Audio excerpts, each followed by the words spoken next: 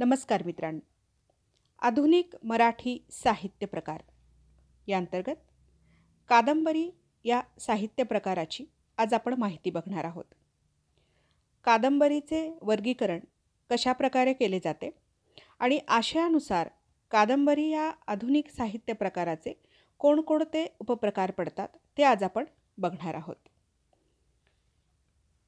कादंबरी या साहित्य प्रकारातून लेखक एखाद्या कथानकाचा संपूर्ण व्यापक पट वाचकांसमोर ठेवतो. त्यामध्ये मानवी मनाचे विविध अनुभव विश्व, विविध दृष्टिकोन चित्रित केलेले असतात. कादंबरीद्वारे लेखक एकच कथासूत्र मांडत नाही, तर त्या कथेच्या अनुषंगाने ज्या विविध घटना घडत असतात त्याविषयी तो आपल्या कल्पना, आपले भावविश्वच वाचकांसमोर मांडत असतो. ज्या विषयावर कादंबरीकार कादंबरीचे लेखन करतो त्या विषयानुसार कादंबरी त्या त्या प्रकारात ठेवता येते. म्हणजेच विषय समाजाशी निगडीत असेल तर ती कादंबरी सामाजिक म्हणून वाचकांसमोर येते. त्याचा विषय इतिहासाशी संबंधित असेल तर ती ऐतिहासिक कादंबरी ठरते. कादंबरीचा विषय ग्रामीण असेल, गावाकडील कथेवर शेतीमातीशी संबंधित लेखन केले गेले असेल, शेतकऱ्यांच्या बळीराजाच्या समस्या त्यात असतील, ती कादंबरी ग्रामीण ठरते. आणि जर ती एखाद्या प्रदेशात घडलेली असेल तर तिला प्रादेशिक कादंबरी असे नाव दिले जाते. म्हणजेच कादंबरीत जो आशय आणि विषय फुलवला गेलेला असतो त्यावरून कादंबऱ्यांचे खालीलप्रमाणे प्रकार पाहता येतील. इंग्रजांच्या आगमनानंतर कादंबरीला ग्रंथरूप प्राप्त झालं. तोपर्यंत साहित्य हे पद्यात्मक स्वरूपातच लिहिलं जात असे. काव्यात्मक स्वरूपात त्याचं लेखन होई. ज्या वेळेपासून छापखान्याचा शोध लागला तेव्हापासून गद्य निर्मिती होऊ लागली. प्रथम कादंबरी ही नियतकालिकातून एक एक प्रकरणात क्रमशः लिहिली जाऊ लागली आणि छपाईची कला आल्यानंतर मात्र ती पुस्तक रूपाने प्रकाशित झाली. आता आपण कादंबरीचा आशयानुसार पडणारा पहिला प्रकार बघूया. सामाजिक कादंबरी. कादंबरीकार हा समाजाचाच एक घटक असून समाजात घडणाऱ्या घटनांना आपल्या कल्पनेची जोड देऊन कादंबरी लिहित असतो. त्यात एखाद्या सामाजिक प्रश्नांवर आधारलेले कथानक घेतलेले असते किंवा समाजातील उच्च वर्ग, मध्यम वर्ग, निम्न वर्ग अशा वेगवेगळ्या स्तरांमध्ये घटना घडत असतात. त्यावरही लेखकाला आपल्या प्रतिभा सामर्थ्याने सुंदर कादंबरी लिहिता येते. अशा कादंबरीला सामाजिक कादंबरी म्हटले जाते. हरिभाऊ आपटे यांची पण लक्षात कोण घेतो ही कादंबरी मध्यमवर्गीय जीवनाचे यथातथ्य जीवन घडविते. हरिभाऊंच्या कादंबऱ्यांबरोबरच मंजू घोषा, इंदू काळे, सरला भोळे, ब्राह्मणकन्या, दौलत प्रवासी यासारख्या फडके, खांडेकर, माडखोलकर यांच्या सामाजिक कादंबऱ्याही लोकप्रिय ठरल्या होत्या. समाज जीवनाच्या दर्शनातून कादंबरीकाराला आपल्या लेखनासाठी विषय मिळतो. त्याद्वारे आपल्याला जे जीवन भावते त्याचे सर्वांगीण चित्रण कादंबरीतून लेखक घडविण्याचा प्रयत्न करतो. अशा कादंबऱ्यांना मौलिकता प्राप्त होते व त्या कादंबऱ्या त्या काळापुरत्या मर्यादित न राहता कोणत्याही काळात त्या वाचनीयच ठरतात, सार्वकालिक अशा ठरतात. दुसरा प्रकार आहे ऐतिहासिक कादंबरी. इतिहास या शब्दाचा अर्थ जे घडले ते असा आहे. ऐतिहासिक कादंबरी लिहिण्यासाठी लेखकाला इतिहासात घडलेल्या घटनांचा आधार घ्यावा लागतो. अशा कादंबऱ्यांसाठी इतिहासातील वास्तवाचे भान ठेवून लेखन करणे आवश्यक असते. त्यामुळे ऐतिहासिक कादंबरी लिहिताना कादंबरीकारावर अनेक बंधने येतात, मर्यादा येतात आणि जबाबदारी देखील येते. त्याचा जुन्या बखरी, पत्रे, जुना दस्तऐवज पडताळून घ्यावा लागतो. त्यामुळे कल्पनेला विशेष थारा देता येत नाही. इतिहासातील सत्याला डावलून चालत नाही. त्याला स्वीकारूनच कादंबरीचे लेखन करावे लागते. इतिहासातील घडलेल्या घटना व त्यातील व्यक्तिचित्रणे तशीच्या तशी रंगवावी लागतात. हुबेहूब उभी करावी लागतात. हरिभाऊ आपटे यांच्या सामाजिक कादंबऱ्या जितक्या प्रसिद्ध झाल्या तितक्याच त्यांच्या ऐतिहासिक कादंबऱ्याही गाजल्या. मात्र 1960 नंतर ज्या ऐतिहासिक कादंबऱ्या लिहिल्या गेल्या त्यांची लेखन पातळी उच्च स्तराची दिसून येऊ लागली. इतिहासातील रोमांचकारी घटना, समरप्रसंग, युद्धप्रसंग, हेवेदावे, कटकारस्थानं यांचे चित्रण करण्यापेक्षा घडलेल्या घटनांची संगती लावणे आणि त्यातील व्यक्तिरेखा जिवंत करून हुबेहूब कादंबरीत मांडणे यावर जास्त भर दिला गेला. कादंबरीतील लेखन वृक्ष होऊ नये म्हणून ललित लेखन शैलीचा वापर केलेला दिसतो. सन 1959 साली प्रकाशित झालेली 57चा सेनानी या कादंबरीतून नव्या काळातील ऐतिहासिक कादंबरी सुरू झाली. त्यानंतर रणजित देसाईंची स्वामी, श्रीमान योगी, गोनी दांडेकरांच्या दर्या भवानी, झुंजार माची, बया दारुघड अशा शिवकाळावर आधारित कादंबऱ्या लिहिल्या गेल्या. त्यानंतर ना. स. इनामदारांनी झेप, मंत्रा वेगळा, राऊ, शहेनशहा यासारख्या उत्तर पेशवाईच्या कालखंडाचा अभ्यास करून अनेक ऐतिहासिक कादंबऱ्या लिहिल्या. माणूस आणि नियती यांच्यातील झुंज आणि या झुंजीतून निर्माण झालेली शोकांतिका या ऐतिहासिक व्यक्तिमत्वातून दाखवण्याचं कार्य या कादंबरीकारांनी केलं. स. श. देसाई यांची चंबळेच्या पलीकडे, महापर्व, कॅप्टन बेलवलकर यांची अटकेत रोविले झेंडे, तर भीमराव कुलकर्णी यांची ओंकार ही धचा मा करणाऱ्या आनंदीबाईची प्रतिमा उजळवणारी ऐतिहासिक कादंबरी प्रसिद्ध पावली. अगदी अलीकडे विश्वास पाटील यांची पानिपत ही कादंबरी अत्यंत लोकप्रिय झाली. या कादंबरीतून मराठी नेतृत्वाची शोकांतिका दाखवली गेली. ऐतिहासिक कादंबरी ही सर्व प्रकारामध्ये लिहिण्यासाठी अभ्यास करायला लावणारा असा विषय आहे आणि ती खूप जबाबदारीने अभ्यासूपणे लिहावी लागते. तर्कसंगतपणे सण सणावळ्या आणि घटनांचा एक साखळी जोडावी लागते, मांडावी लागते आणि म्हणूनच ऐतिहासिक कादंबरी हा साहित्य प्रकार लिहिताना मर्यादा पडतात, काही बंधने येतात.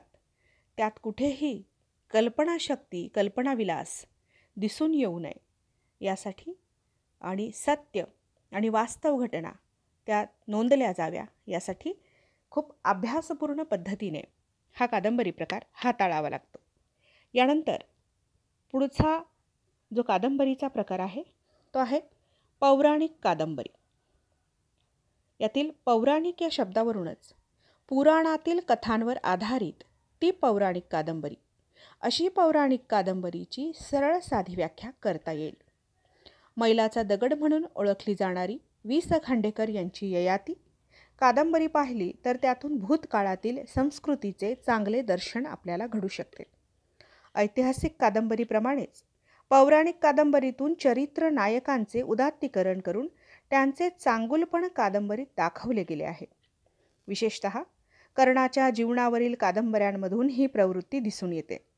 मृत्युंजय, वैदेही, राक्षेय, राधेय, इंद्रायणी काठी, मुंगी उडाली आकाशी, कर्णायन, कौंतेय, महापुरुष अशा काही कादंबऱ्यांचा आपल्याला उल्लेख करता येईल.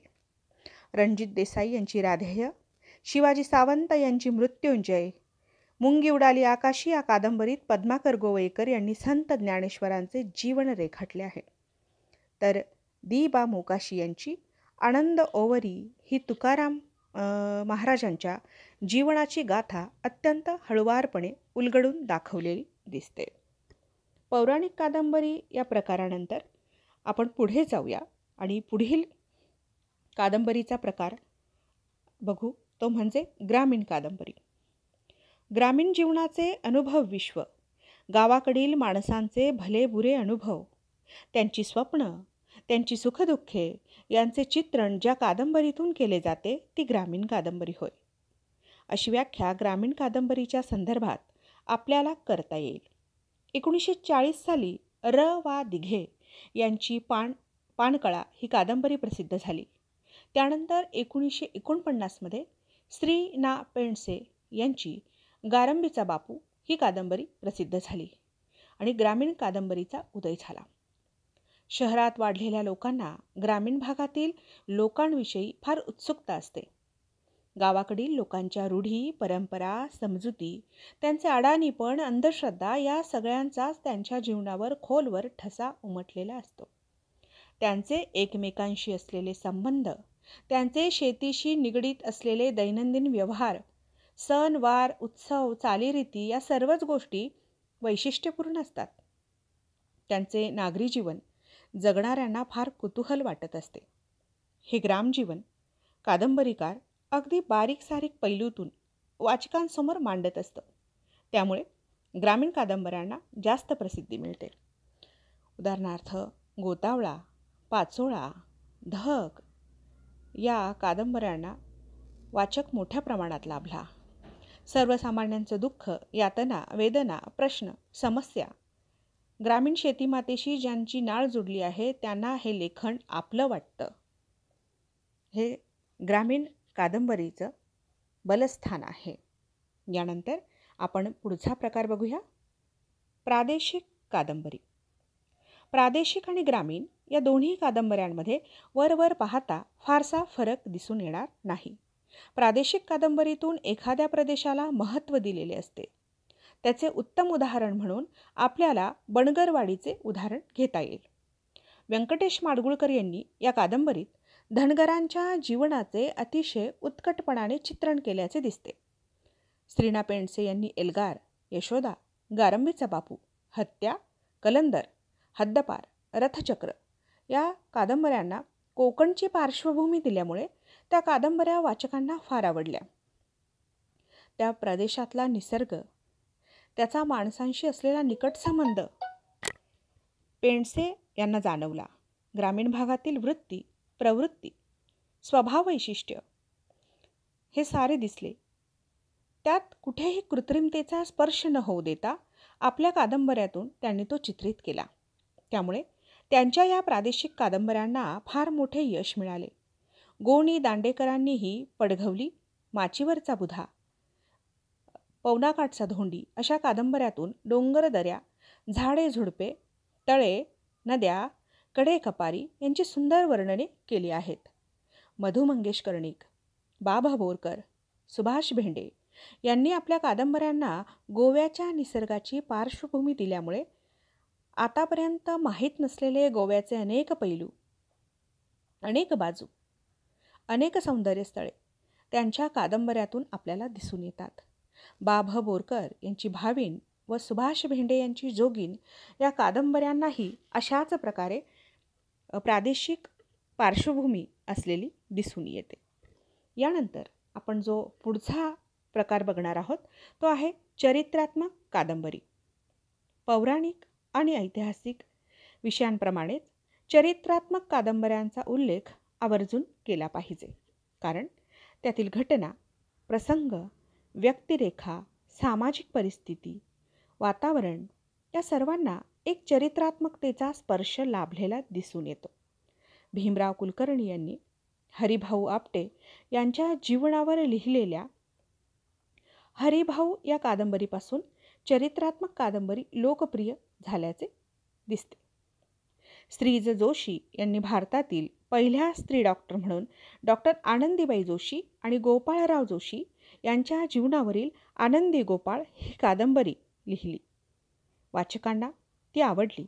त्यानंतर यज्ञ ही भा द खेर व शैलजा राजे यांनी लिहिलेली सावरकरांच्या जीवनचरित्रावरील कादंबरी देखील प्रसिद्ध पावली. मृणालिनी देसाई यांच्या पुत्र मानवाचा ही गांधीजींच्या जीवनावरील चरित्रगाथा, तर ज्योत्स्ना देवधर यांच्या उत्तर योगी या कादंबरीत महायोगी अरविंदांचे जीवन दिसून येते.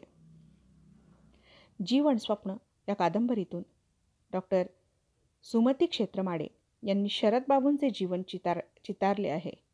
बहादखेर यांची आनंदवन ही कादंबरी नेहरू घराण्याचे दर्शन घडवते. उद्धव शेळके यांची साहेब ही आचार्य अत्र्यांच्या आयुष्यावरील, तर हरिभाऊ पगारे यांची युगप्रवर्तक ही डॉक्टर बाबासाहेब आंबेडकर यांच्या जीवनावरील चरित्रात्मक कादंबरी प्रसिद्ध झालेली आहे आणि ती लोकप्रिय देखील झालेली आहे. आतापर्यंत कादंबऱ्यांच्या विविध प्रकारांचा आपण शोध घेता घेता असं दिसलं की स्वातंत्र्यपूर्व मराठी कादंबरी आणि स्वातंत्र्योत्तर मराठी कादंबरी यात खूपच तफावत आहे. स्वातंत्र्यपूर्व कादंबरी ही कृत्रिम भडक चित्रण करणारी, करमणूक, मनोरंजन याकडे झुकणारी अशी कादंबरी होती. तर स्वातंत्र्यानंतरची कादंबरी ही निसर्गाच्या जवळ जाणारी, वास्तवतेचं भान ठेवणारी, मानवी वृत्ती, प्रवृत्ती, स्वभाव, वैशिष्ट्य यांच्याकडे गांभीर्याने पाहणारी, मानवी जीवनातील घटनांकडे गांभीर्याने पाहणारी, विचार करणारी आणि त्यातूनही विनोद निर्मिती करणारी, वाचकाला खिळवून ठेवणारी आहे, हे दिसून येते. धन्यवाद.